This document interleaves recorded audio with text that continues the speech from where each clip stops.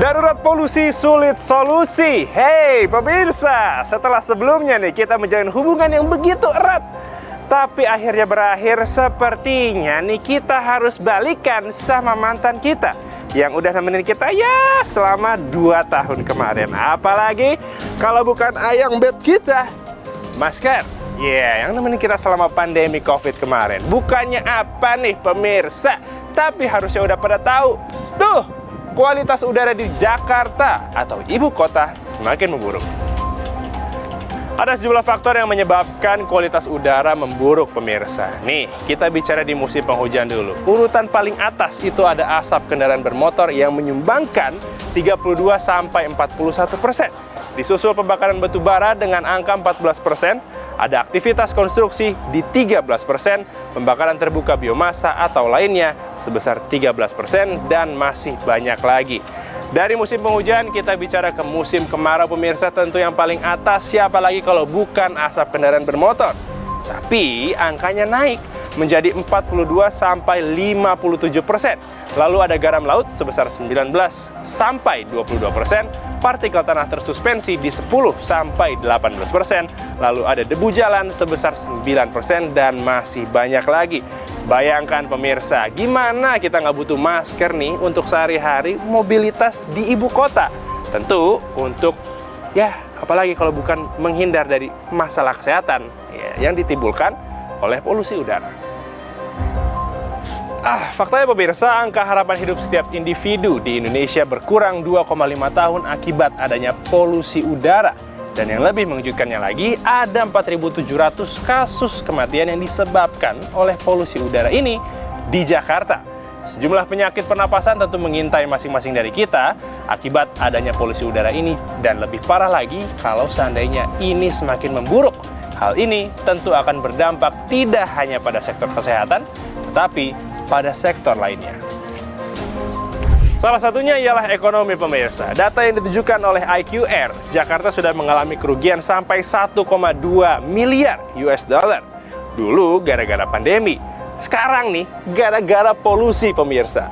Nah, sejumlah solusi tentunya sedang dibicarakan oleh pemerintah. Salah satunya ialah hybrid working alias work from home. Dengan catatan benar-benar di rumah pemirsa, dan jangan nakal. Kalau keluar ya sama aja nyumbang polusi namanya. Elgin Fridianto, Julianto, Bisnis Talk.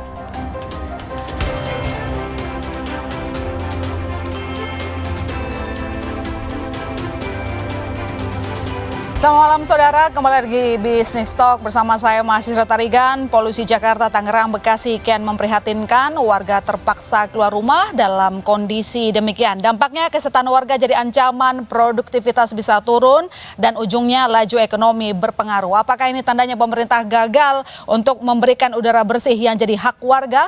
Apa solusi jangka pendek dan jangka panjangnya? Telah bergabung bersama kita di segmen ini ada Pak Sigit Reliantoro, Dirjen Pengendalian Pencemaran dan Kerusakan Lingkungan KLHK. Selamat malam Pak Sigit. Selamat malam Mbak Tarigan. Terima kasih telah bergabung malam hari ini bersama kami Pak. Saya juga menyapa Pak Bondan Andrianu, Juru Kampanye Iklim dan Energi Greenpeace Indonesia. Selamat malam Pak Bondan. Selamat malam Mbak Tarigan. Ya, terima kasih telah bergabung. Dan saya juga menyapa Pak Daniel Johan, anggota Komisi 4 DPR RI. Selamat malam Pak Daniel. Malam Mbak, malam semuanya. Ya, kita berkumpul berempat di segmen ini untuk membicarakan hal yang menjadi hot topic belakangan karena memang dampaknya cukup signifikan. Kerugian ekonomi 1,2 miliar dolar Amerika Serikat per tahun di 2023, ini bukan angka yang sedikit. Saya ke Pak Sigit dulu. Pak Sigit, udara bersih adalah hak setiap warga, tapi nyatanya kita lihat belakangan orang mengeluh dan banyak yang sakit gitu ya, sudah ada faktanya. Apakah Anda mengakui pemerintah gagal memberikan hak tersebut, Pak Sigit? Jadi kalau dilihat ini kan kombinasi antara faktor meteorologi dan juga sumber pencemaran yang ada di Jakarta. Dari faktor meteorologi ini kejadiannya sudah berulang. Polanya adalah setiap bulan Juli, setiap bulan sampai di Oktober, karena tidak ada karena angin timur yang kering, maka intensitas pencemaran itu terpicu di sana. Oke. Dan ini juga ditambah dengan banyaknya, tadi sudah disebutkan, sudah mulai diidentifikasi, sumber utamanya adalah kendaraan transportasi. Ya. Di Jakarta ini tercatat ada 24,5 juta kendaraan. Pertumbuhan setiap tahun itu bertambah sekitar 1,6 juta per tahun. Jadi setiap tahun kita juga mengalami seperti itu. Nah, ini kan sebetulnya kita semua yang berkontribusi terhadap masalah pencemaran ini. Oke, Pak Sigit, seperti yang Anda sebutkan tadi, polusi udara jadi masalah kita setiap tahun begitu ya, dan terutama di bulan Juli. Nah, ini kan berulang. Apakah memang kita tidak punya antisipasi ataupun penangkal khusus begitu, setidaknya ya polusinya nggak separah sekarang? Ya, penangkalnya adalah kita sudah mulai mengatur kendaraan bermotor itu wajib dilakukan uji emisi. Artinya sebetulnya ini tujuannya adalah memelihara sehingga kendaraan itu menjadi lebih efisien, dia memenuhi baku mutu. Dipastikan itu saja. Kemudian kita pelan-pelan bagi yang sudah tidak memenuhi uji emisi, artinya itu tidak efisien, itu menimbulkan pencemaran, maka bisa dikenakan denda.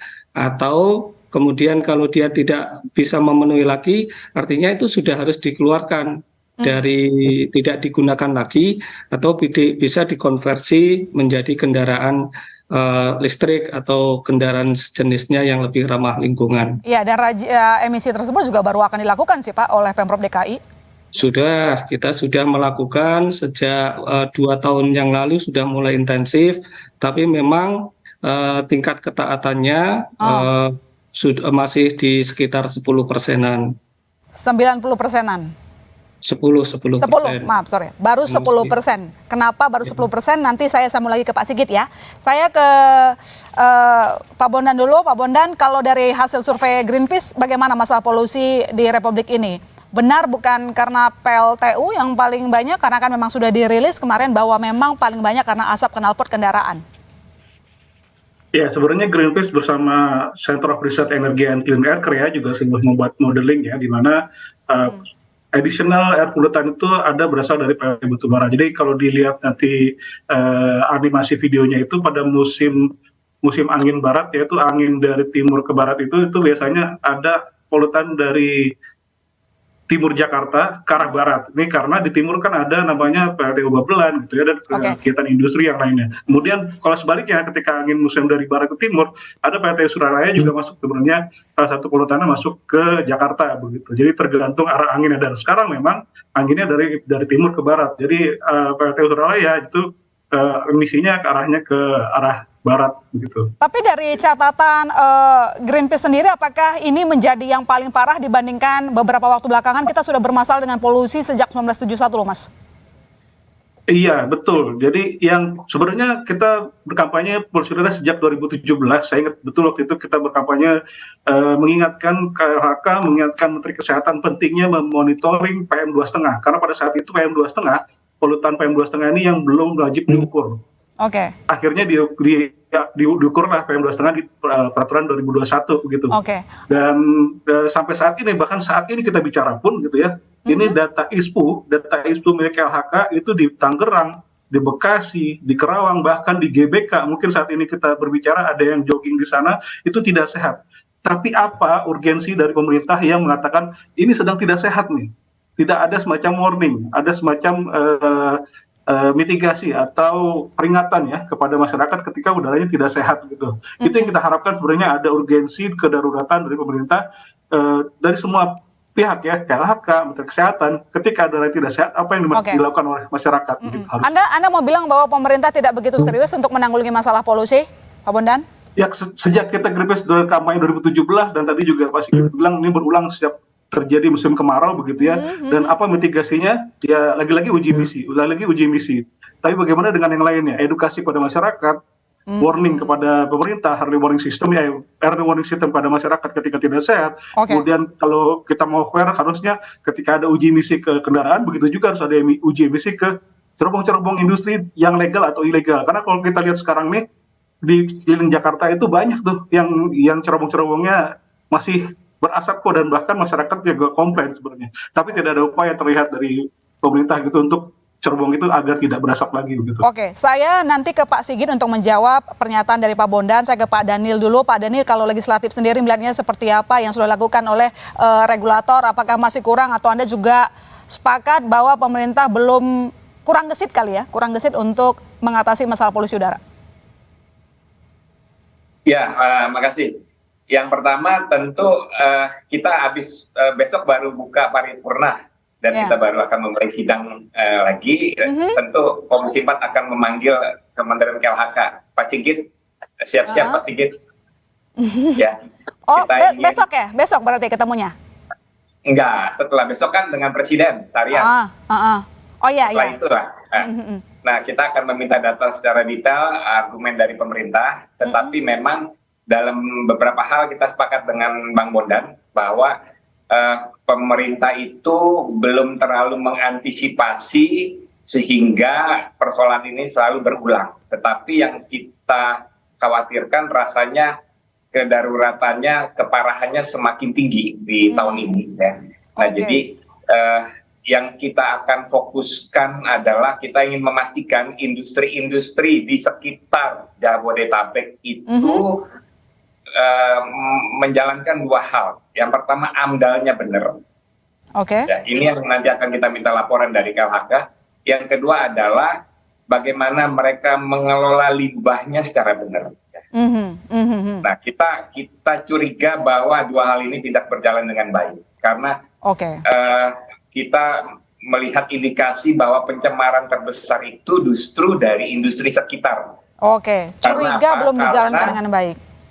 Karena laporan media kemarin kita agak surprise, justru pada saat pagi hari libur tidak ada kendaraan, polusinya juga sama tinggi.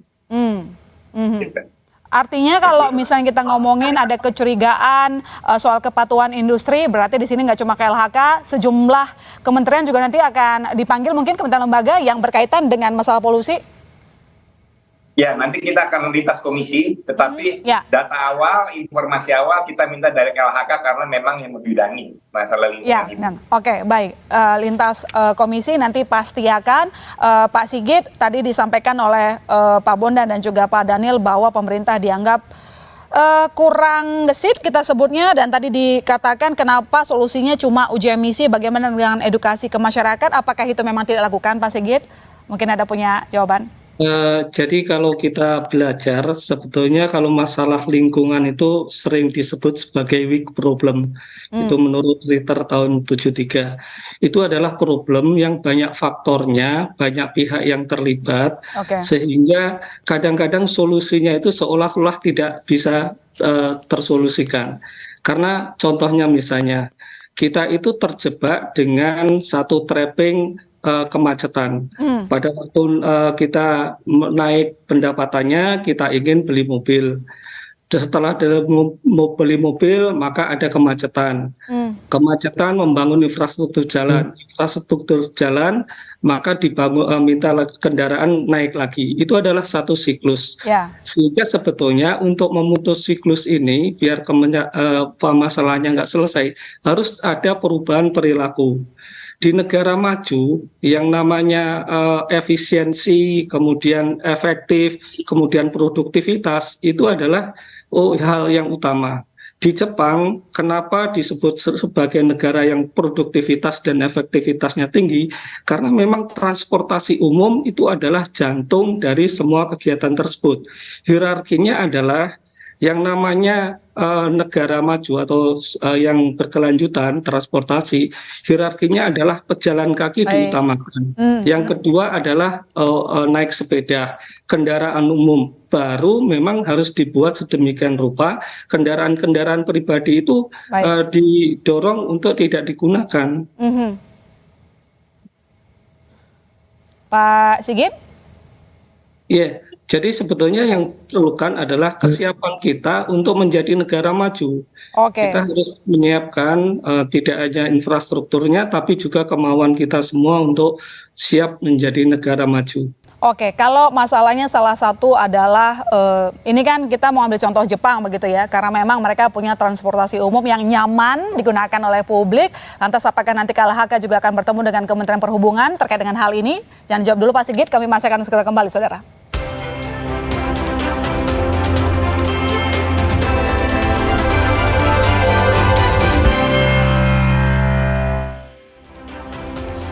Kita lanjutkan diskusi kita malam ini, dan di segmen ini telah bergabung bersama kita Mbak Titis Nurdiana, wartawan senior Kompas. Selamat malam Mbak Titis. Selamat malam Ilona. Selamat malam Bapak semuanya. Dan selamat malam. Ya, nanti saya ke Mbak Titis. Kalau ke Mbak Titis biasanya kita ngomongin soal angka-angkanya begitu ya, supaya lebih real kenapa sih kita kok kayaknya ribut soal polusi, karena ini nggak cuma soal kesehatan aja. Kalau misalnya kesehatan kena, produktivitas orang juga kena. Ujung-ujungnya ya itu laju perekonomian juga turun, yang dirugikan semua masyarakat Indonesia, termasuk juga pemerintah yang punya target begitu ya. Saya ke Mas Bondan dulu. Mas Bondan, kemarin kan kita lihat bahwa Presiden berkumpul begitu ya, rapat di istana, dan salah satu solusi yang diberikan adalah kalau bisa para pebisnis dan tadi ASN, kalau di DKI juga mewajibkan ASN-nya untuk bekerja dari rumah, hybrid begitu. Apakah Greenpeace melihat bahwa ini jadi solusi yang sangat efektif dalam jangka pendek, atau Anda melihat bukan ini yang sebenarnya dibutuhkan? Ya, mungkin pertama perlu diapresiasi ya atas jawaban Menteri Presiden dan para menterinya gitu. Di tengah Presiden dan KLHK menyatakan kasasi atas gugatan warga negara polusi udara yang dimenangkan 2021. Jadi ini perlu ditanya lagi ke Pak Sigit dan Pak Jokowi, Presiden gitu ya, kasasinya masih lanjut atau tidak? Jadi kalau kasasi masih lanjut, berarti itu administrasi yang harusnya sudah tinggal laksanakan perintah hakim, tapi kasasinya masih berlanjut di awal 2003 kemarin. Januari ya. Kemudian kalau bicara soal solusi yang diambil working from home, kalau tadi saya bilang isinya adalah kedaruratan, yang pertama dilindungi adalah harusnya kelompok sensitif. Anak-anak sekolah anak-anak kita yang sekolah terpapar polusi bagaimana? Apakah ada kewajiban atau sekolah di rumah lagi kayak gitu? Karena urgensinya nggak ada, jadi wajar seolah-olah kayak sasarannya menyasarnya tuh kayak ngacak gitu ya. Working from home, kemudian ada bikin 4-in-1, kemudian ada perbaiki gaya hidup kalau mengutip Pak Sigit, dan saya sudah berubah gaya hidup Pak. Saya juga mention tadi Instagram mention ke Bapak dan KLHK bahwa saya sudah ubah hidup, saya naik sepeda dan saya mix commuting gitu ya, dan saya yakin banyak teman-teman di sana yang sudah merubah gaya hidupnya. Ada teman-teman bike to work itu yang sepedaan dari Bekasi sampai Priuk terus bolak-balik kayak gitu, dan saya yakin sudah ada. Tapi sama Pak Bondan, saya naik sepeda ke kantor. Naik sepeda, artinya ini akan ada fasilitas, dan ini harus ada koordinasi yang struktural dan sejalan. Kenapa saya bilang kemarin PJ Gubernur itu malah memutus beberapa jalur sepeda itu. Bahkan memotong anggarannya kayak gitu aja. Bagaimana kita mau mengharapkan ada urgensinya, kemudian ada struktur kerjasama antar pemerintahan kalau ya tidak ketemu gitu. Misalnya DKI bikin uji emisi, kemudian ganjil genap, justru pemerintah pusat malah bikin kebijakan keringanan pajak kendaraan bermotor yang akan menambah kendaraan lagi. Sudah tahu sumbernya adalah kendaraan bermotor gitu. Bisa nggak kendaraan bermotor dikurangi misalnya kayak gitu? Kontradiktif begitu ya? Betul, kebijakannya selalu seperti itu gitu. Oke, baik, saya ke Pak Sigit. Kalau kita lihat selain transportasi yang tadi kita sebutkan, jumlah pemilik kendaraan juga terus bertumbuh begitu setiap tahun, karena memang semakin sibuk. Sebuah kota juga memang itu tidak dapat dihindari begitu ya, terutama untuk sepeda motor. Tapi selain transportasi, PLTU juga jadi penyebab polusi. Nah, apa nanti jadi solusi? Apakah ada hal-hal yang perlu kita perketat begitu terkait dengan aturannya? Ya, jadi kalau di perintahnya Bapak Presiden kan salah satunya untuk mengawasi PLTU, pembangkit PLTU di sekitar Jakarta. Jadi kita sebetulnya untuk yang PLTU besar itu sudah punya sistem continuous emission monitoring. Jadi kita bisa memonitor setiap saat emisinya. Begitu melebihi baku mutu langsung trigger ada surat peringatan kepada perusahaan. Ini akan kita terus tingkatkan kerjasama dengan Jabodetabek karena sebagian besar kewenangannya pun juga ada di kabupaten, ada di Kotamadya dan di pemerintah provinsi. Kita sudah sepakat salah satu hasil pertemuan itu untuk inventarisasi sumber emisi yang tidak bergerak ini juga diintensifkan. Kemudian kita juga sharing resources untuk melakukan pengawasan. Karena di beberapa kabupaten resources-nya jauh ketinggalan jika dibandingkan dengan di Provinsi DKI, terutama dari pendanaannya. Nah ini yang salah satu yang kita sharing adalah sudah dilakukan pelatihan di seluruh Jabodetabek dengan menggunakan resources yang dimiliki oleh pemerintah DKI. Jadi bengkel-bengkel yang uji emisi di Jakarta, di Bogor, kemudian Bekasi, di Tangerang itu akan dilakukan pelatihan dan sertifikasi sehingga siap untuk bekerja.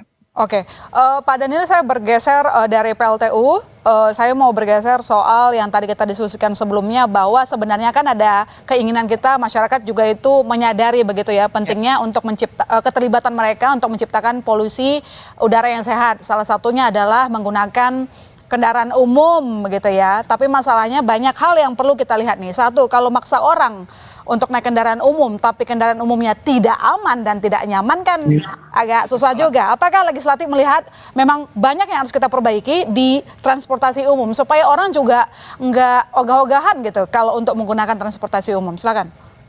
Ya, jawaban yang paling utama dari menyelesaikan masalah ini ya memperbaiki, memajukan transportasi umum. Karena kita malulah tertinggal dengan Malaysia, tertinggal dengan Thailand ya. Jadi fokus kalau memang pemerintah dari segitu banyak sulitnya jalan keluar terbaik saat ini adalah memajukan transportasi umum, khususnya di Jakarta, Jabodetabek. Kalau sekarang Anda lihat ini memang kurang begitu? Ya dibanding kalau Malaysia dan Thailand kalah jauh.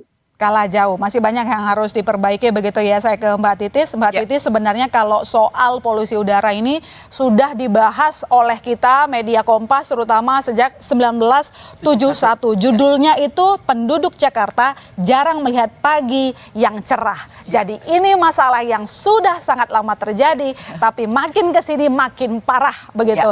Apakah memang redaksional melihat pemerintah ini kok agak seperti, bukan ogah-ogahan sih nggak juga kita sebutnya ya, kurang serius mungkin, itu satu. Yang kedua kalau ngomongin soal polusi udara, ini nggak cuma tugasnya KLHK, ya, tapi ini ada Kementerian Perhubungan begitu ya, ada kementerian-kementerian yang lain yang harusnya duduk bareng untuk menyelesaikan persoalan ini. Kalau dari analisis redaksional, apakah pemerintah sudah terlihat serius atau sudah kompak atau memang masih kurang? Karena buktinya Mbak Titis kita lihat ada lebih dari ratusan ribu warga Jakarta kena ISPA gara-gara polusi udara. Oke. Dari catatan redaksional sebetulnya tadi dari disebut sama Ilona bahwa sejak tahun 1971 Kompas sudah menulis bahwa memang kita memiliki masalah udara yang terpolusi.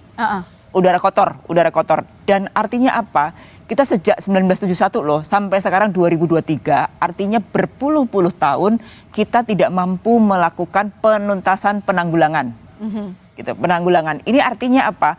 Masalah ini terakumulasi terus-terus dan tanpa terselesaikan. Nah, seiring dengan perkembangan ekonomi tentu saja aktivitas manufaktur, industri akan naik. Itu juga akan menyumbang polusi udara. Kemudian kendaraan bermotor itu selalu seiring dengan pertumbuhan penduduk. Pertumbuhan penduduk kita sempat turun dan kemudian ke tahun 2023 ini proyeksinya kembali setahunnya naik 1 juta. Ada 24 juta lebih dan setiap tahun ada 1,6 juta kendaraan yang bertambah. Artinya itu menjadi penyumbang terbesar. Kemudian tadi ketika ngomong industri manufaktur ada juga yang PLTU. Benar bahwa PLTU sudah ada yang namanya alat kontrolnya. Ketika nanti kontrol maka akan keluar warning system. Tapi poinnya adalah kita memang sudah lama tidak menikmati udara bersih. Sebetulnya yang menjadi pertanyaan sekarang karena tidak tuntas-tuntas di musim yang sekarang ini menjadi buruk karena memang ada perubahan angin, kita kan sebetulnya punya teknologi. Kemajuan teknologi harusnya itu bisa menjadi solusi. Misalnya saya nggak tahu KLHK mungkin nggak sih melakukan bahwa ini modifikasi membersihkan udara dengan hujan misalnya, hujan untuk minimal melarutkan timbal-timbal.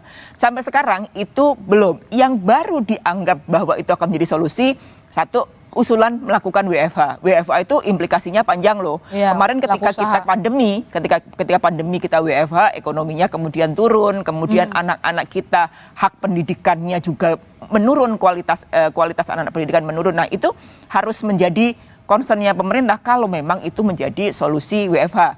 Jangan sampai kita itu kemarin ketika saatnya pandemi kita ekonominya turun, industri kemudian turun, produktivitas menurun, yang kemudian di-up kembali lagi.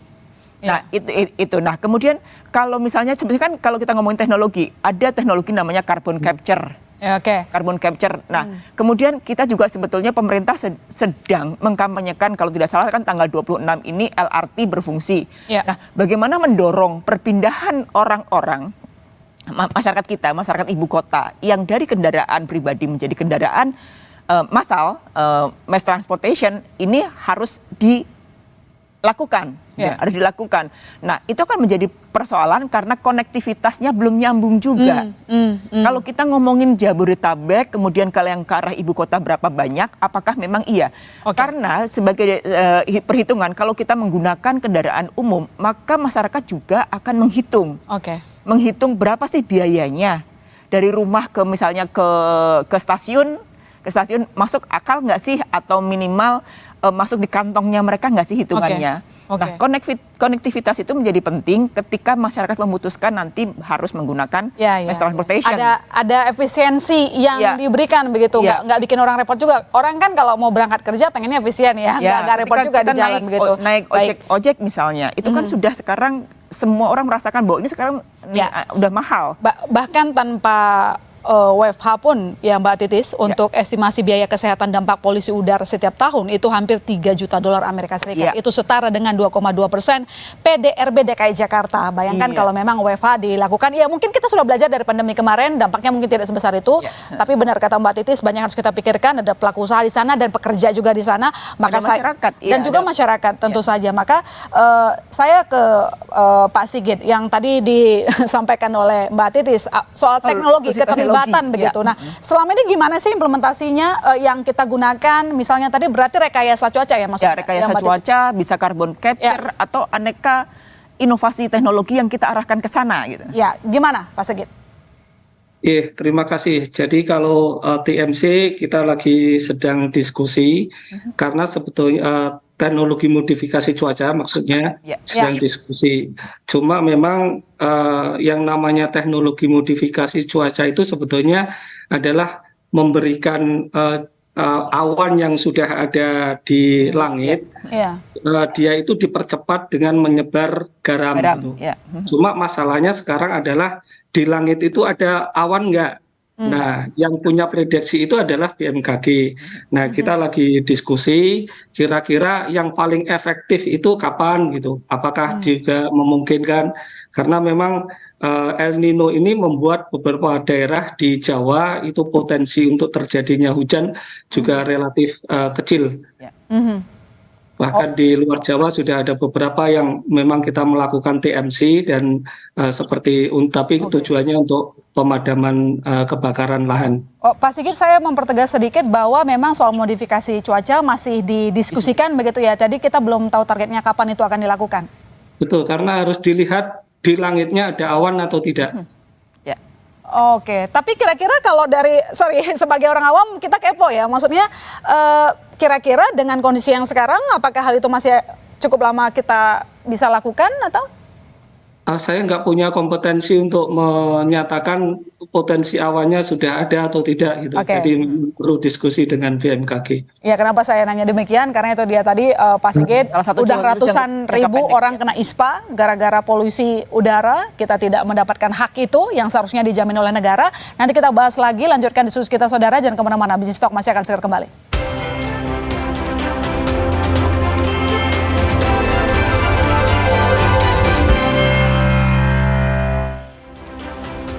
Saudara, kita lanjutkan diskusi kita di segmen ini. Saya ke Pak Bondan lagi. Kalau kita lihat sebenarnya pemerintah juga mendorong penggunaan mobil listrik ya, meski ternyata kemarin realisasinya peminatnya dikit sampai akhirnya obral subsidi begitu. Nah, kalau misalnya Greenpeace sendiri melihatnya, apakah memang penggunaan kendaraan listrik bisa menjadi solusi jangka panjang ya, berarti untuk mengurangi polusi udara? Karena kalau dari DKI Jakarta sendiri nih, 100 bus mobil listrik bakal diadakan di tahun ini kalau saya tidak salah. Koreksi saya ya, Pak Sigit.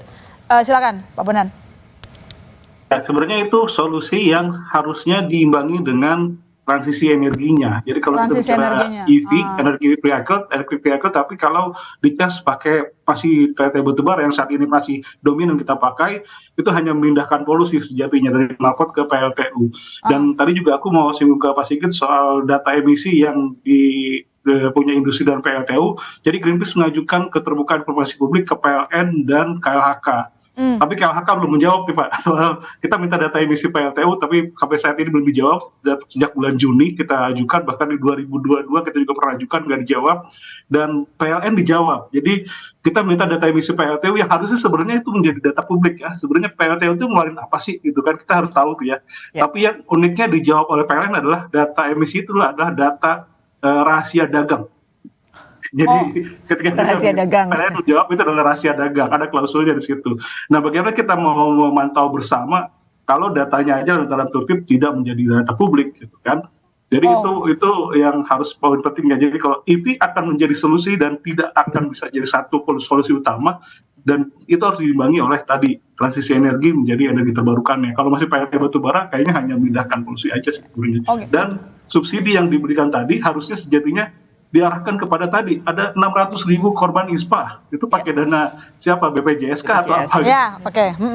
Atau bisa jadi itu dialihkan ke salah satunya adalah benar mengganti solar panel untuk warga-warga yang nggak mampu bayar listrik misalnya, yang masih 900 watt ya gitu kan, diganti aja solar panel pakai dana itu. Jadi solusinya nyata gitu, bukan solusi palsu, kita bilang itu kan solusi palsu ya, yang belum menyentuh akarnya, jadi hanya kulit-kulitnya aja gitu, bukan menyentuh akar masalahnya gitu. Oke, Pak Sigit, ini karena sudah berhadapan Pak Bondan dan juga Pak Sigit, mungkin bisa dijawab Pak, itu permintaan datanya dari Pak Bondan soal PLTU. Oh, kalau itu di PPEID, jadi nanti saya konsultasi dengan PPEID, saya belum terinform. Oke, baik, terima kasih Pak Sigit. Saya ke Pak Daniel, pertanyaan saya sama, bahwa sebenarnya kalau kita lihat, kalau Pak Bondan setuju yang namanya kendaraan listrik bisa menjadi salah satu solusi, tetapi harus diiringi dengan transisi energi begitu. Nah, kalau Pak Daniel sendiri, apakah melihat memang kurang begitu, pemerintah tidak seiring ketika mendorong yang namanya kendaraan listrik, tetapi tidak berkomitmen untuk juga mendorong transisi energi tersebut? Silakan, Pak Daniel. Ya, itu yang kita sampaikan juga hal yang sama, bahwa kan sumbernya itu kan di perusahaan listriknya. Kalau sumbernya PLTU masih batu bara ya nggak membantu. Kalau misalkan yang kita dahulukan adalah transisi dari kendaraan, sehingga itu tidak mengurangi emisi gitu. Dan sehingga sumbernya dulu diatasi, pada saat yang bersamaan mendorong kebijakan-kebijakan insentif agar kendaraan listrik itu bisa terwujud. Karena masyarakat kan juga harus disiapkan di rumahnya, dan itu punya untuk ngecas, casan umum juga masih belum banyak, sehingga harus dipersiapkan dari sekarang. Oke, menurut Pak Daniel, kenapa sih kayaknya kok susah gitu untuk transisi energi? Yang paling mendasar itu kan political will. Yang pertama, yang kedua ya mungkin selama ini mungkin ya menyangkut biaya kan, biaya mengubah instalasi PLTU menjadi lebih ramah lingkungan. Tetapi kan selama ada political will, anggaran bisa dikeluarkan. Ya. Oke, baik, saya ke Mbak Titis karena tadi sudah disinggung juga beban orang punya penyakit ISPA. Kita tahu Mbak Titis, ketika warganya tidak sehat, ini membuat banyak terdampak, termasuk juga beban BPJS Kesehatan. Periode 2018-2022, anggaran yang ditanggung untuk penyakit respirasi itu naik terus. Untuk perawatan pneumonia itu 8,7 triliun, tuberkulosis 5,2 T, PPO PMK 1,8, asma 1,4 triliun, dan kanker paru 766 miliar rupiah. Bagaimana redaksional melihat ini? Ini kayaknya nyambung sama pernyataan Pak Bondan tadi. Ya, sebetulnya kalau kita ngomongin efek ekonomi atas udara yang memang sekarang sudah tercemar atau tidak bersih gitu, itu tidak bersih memang panjang. Memang panjang. Satu, BPJS tadi ya, kalau hitungan catatan dari BPJS kan 15 triliun lebih ya. 15 triliun lebih itu memang harus dialokasikan untuk penyakit-penyakit yang terkait dengan pernafasan. Nah, yang kedua juga tadi sebetulnya kalau kita ngomongin bahwa yang namanya beban ekonomi akan bertambah ketika kita itu membuat kebijakan tidak yang benar-benar masif, yang struktural gitu. Artinya apa? Setiap tadi kementerian dan lembaga atau pihak terkait gitu, pihak terkait memang harus duduk bersama untuk kita ngelihat nih. Satu, yang tadi sebetulnya tuntutan Pak Bondan menarik bahwa yang harus ada warning system, masukan dari Pak Bondan, warning system yang memang harus diumumkan semuanya bahwa ini loh udara kita kayak begini, maka kondisinya kita harus misalnya pertama harus pakai masker kemana-mana untuk menjaga kesehatan masyarakat, itu untuk menambah pengurangan beban ekonomi ya, beban ekonomi baik itu di BPJS maupun beban ekonomi secara keseluruhan. Kemudian secara masif, secara bertahap juga tadi bahwa mendorong untuk ke transportasi massal. Ketiga bahwa itu kan semuanya harus dilakukan simultan, tidak bisa sendiri-sendiri. Yang juga menarik kan tadi sebetulnya disebutkan bahwa kita tuh masyarakat itu sebenarnya sudah menuntut udara bersih yang memang sejak tahun 71, catatan Kompas itu tadi 71 itu memang tidak pernah tuntas terselesaikan, maka ada tuntutan kan. Ini tindakannya jadi kontradiktif ketika pemerintah kemudian menggugat balik gitu kan, misalnya melakukan kasasi lah. Ini kan artinya divonis bersalah, kemudian melakukan kasasi itu kan sebaiknya antara tindakan dan kemudian aksi berikutnya itu harus sama, harus seiring. Itu kita sadari bahwa memang ada tugas, mari kita selesaikan. Nah, penyelesaiannya seperti apa? Di industri harus bagaimana, kemudian di sumber pembangkitnya seperti apa yang menjadi sumber. Nah, soal kendaraan tadi yang mencapai 40, ya tadi sebenarnya tidak terhindarkan karena kita masuk ke negara berkembang. Ketika negara berkembang, maka yang namanya industri mulai bertumbuh, berkembang menuju maju ya, dan kemudian masyarakat juga kemudian menghitung bahwa transportasi misalnya kendaraan motor khususnya itu menjadi alat transportasi, karena ketika dihitung nilai ekonomisnya menjadi lebih ekonomis ketika kita memiliki motor sendiri. Satu rumah bisa memiliki tiga motor gitu kan. Solusi untuk mengurangi sebetulnya bisa pajak, menaikkan pajak kendaraan bermotor, tapi masih banyak masyarakat kita yang katanya belum menikmati kendaraan itu. Nah, faktor itu semuanya memang harus diselesaikan supaya memang kualitas udara menjadi semakin baik. Nah, ini kan tidak, bahwa kualitas udara tetap semakin buruk. Tapi kita tidak warning system bahwa ini loh udara sehat tuh seperti ini, sebaiknya masyarakat begini. Gitu. Nah, itu harus dipasang sebetulnya di banyak tempat, bahwa di sekolah-sekolah bahwa ini kualitas udara kita sudah seperti ini.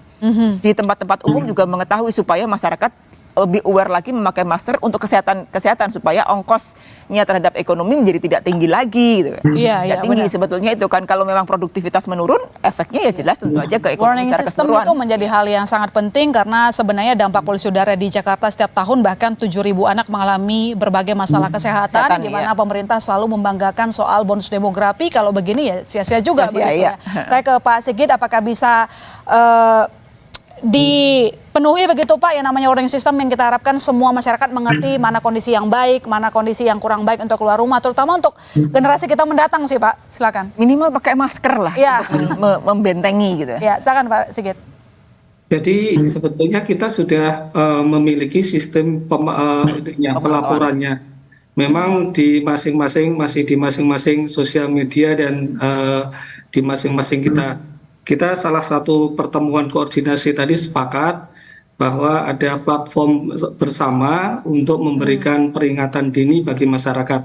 Nah, ini yang menjadi sasaran kerja kami jangka pendek untuk menyatukan sistem informasinya dan juga delivery-nya. Kalau sistem informasinya sebetulnya udah terintegrasi. Kita bisa melihat data stasiun pemantauan dari DKI, dari BMKG dan lain sebagainya. Tapi mungkin untuk menyampaikan itu kepada masyarakat, kita masih menggunakan website, sosial media kita masing-masing. Kalau dicek di Instagramnya Dirjen PPKL, setiap hari itu ada 2 kali update data mengenai status kualitas lingkungan, suatu kualitas udara di Indonesia. Tidak hanya di DKI, tapi juga di seluruh Indonesia, termasuk mendeteksi yang Palangkaraya sekarang itu lagi merah karena ada kebakaran hutan. Ya. Oke. Baik, dan kalau itu sudah ada mungkin lebih ditingkatkan lagi ya supaya orang lebih sosialisasinya ya, Pak Sigit ya, sosialisasi kita sepakat begitu ya Pak Sigit.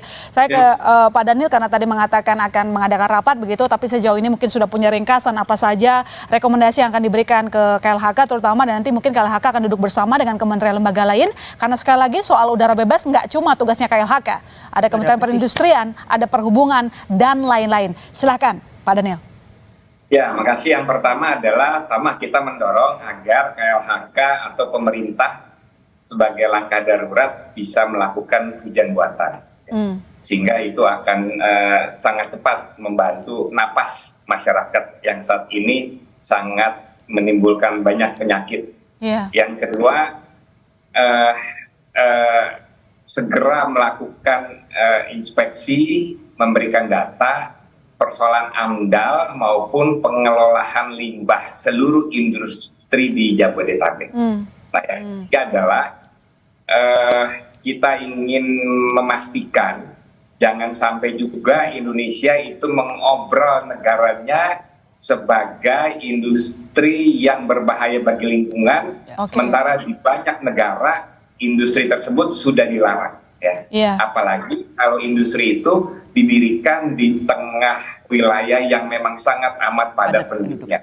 Seperti yang kemarin kita di Komisi 4 mendapat masukan, ada industri peleburan baja yang itu di negara asalnya sudah dilarang, kita menjadi negara sasaran. Nah, sehingga seperti industri peleburan baja ini seharusnya tidak lagi diberikan izin, atau memang industri yang memberikan dampak yang sangat besar terhadap kerusakan lingkungan itu harus sangat selektif, atau setidaknya tidak di wilayah yang padat penduduk. Oke, baik, terima kasih Pak Daniel. Selain uji emisi ya? Ya, selain uji emisi tentu.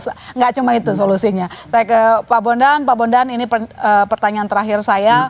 Kalau dari hasil riset Greenpeace, apa yang terjadi kalau kita tidak segera menanggulangi ini? Karena sekarang saja untuk kerugian ekonomi, dampak kesehatan terutama, itu banyak dirugikan. Lalu kemudian apa rekomendasi dari Greenpeace yang harus segera kita lakukan, baik dalam jangka pendek dan juga jangka panjang?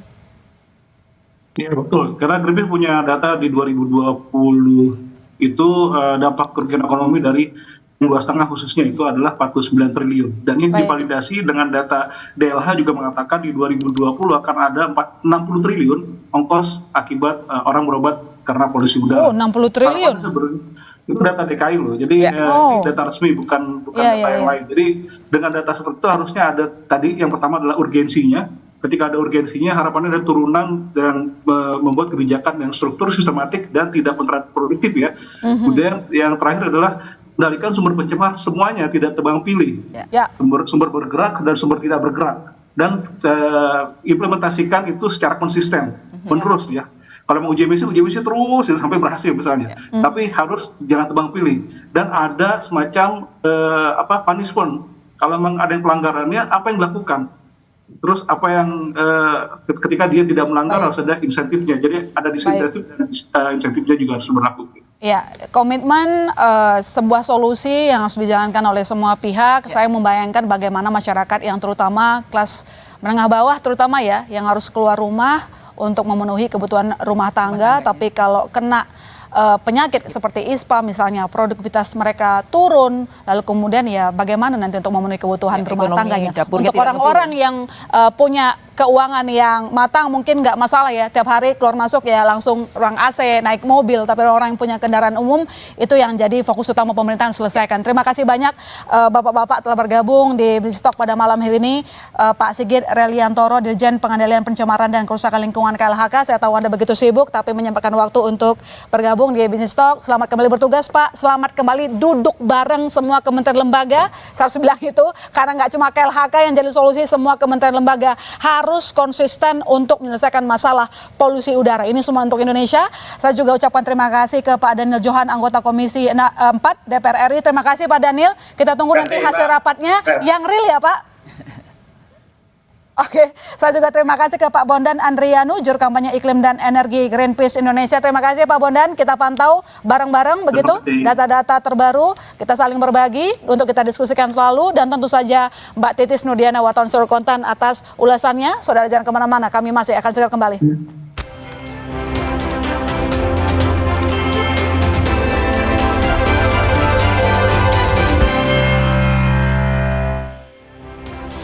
Saudara, polusi udara menghantui setiap warga, komitmen regulator dan kerjasama masyarakat menciptakan udara bersih adalah kuncinya. Karena udara berkualitas adalah hak setiap warga Republik Indonesia. Saya masih Sri Tarigan undur diri, sampai jumpa Selasa depan di Bisnis Talk.